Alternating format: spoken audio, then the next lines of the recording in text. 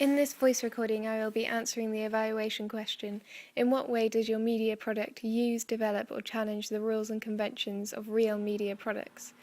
I will look at all 7 conventions of Andrew Goodwin's theory and compare them to what I've created for my music video, Walking on a Dream by Empire of the Sun. His first convention was a relationship between the lyrics and visuals. I have most certainly conformed to this convention. I do this by showing Terence lip-singing to the words of the song. When he is doing this, it makes the audience focus in more on what he is actually saying, giving them more of an awareness of what the song is about.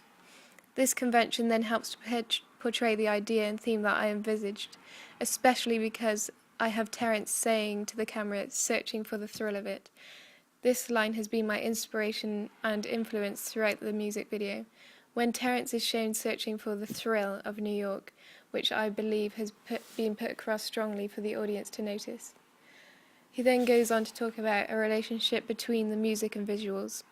Before I began any of my initial editing on Final Cut, I imported my song choice, Walking on a Dream by Empire of the Sun. I listened to it a number of times, picking up on the pace and the beats of the song. I then began to add markers which place onto the song where I have noticed a beat. This then enabled me to edit my footage so that every transition and edit was on the beat of the song. This worked well and proved to be a powerful asset to the music video. This is very conventional for all music videos to attain, because without it, it breaks the sense of continuity that the audience require, and also makes them question whether it is the performer really singing. This made it look more professional and lively, which made the music tie in with the visual, upbeat, quick-paced vibe. Particular genres may have own style and iconography. From making research into the genre, alternative pop, and studying most of Empire of the Sun's music videos, I noticed that all were quite extravagant and had a wow factor about them. Therefore, I tried to develop this into my own music video with the facilities I had access to. The scenes from Times Square in New York definitely show this sort of extravaganza with all the bright lights and action taking place.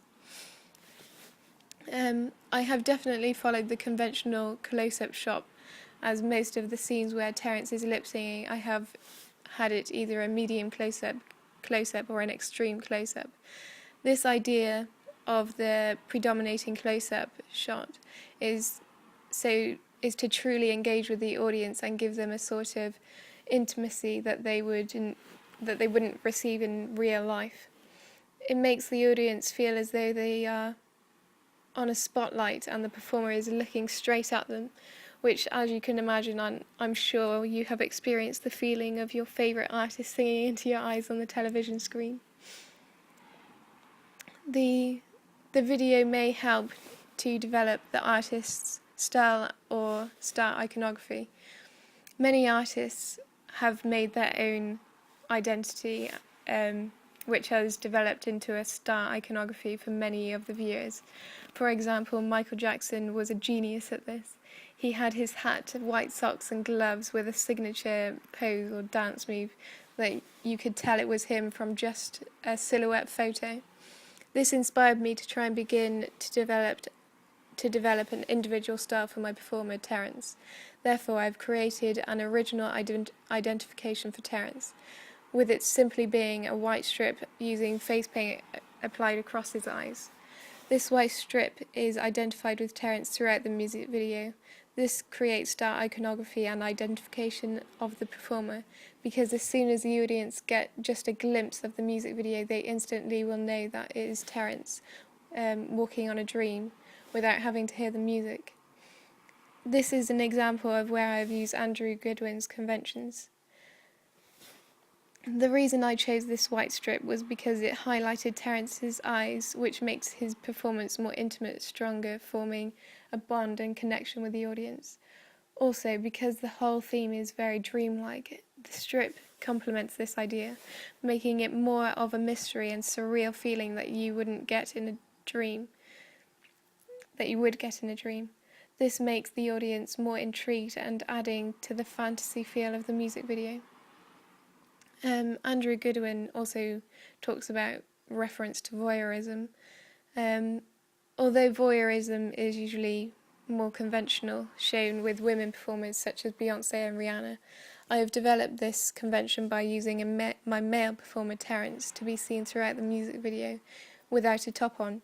However, this was not portrayed in a sexual manner.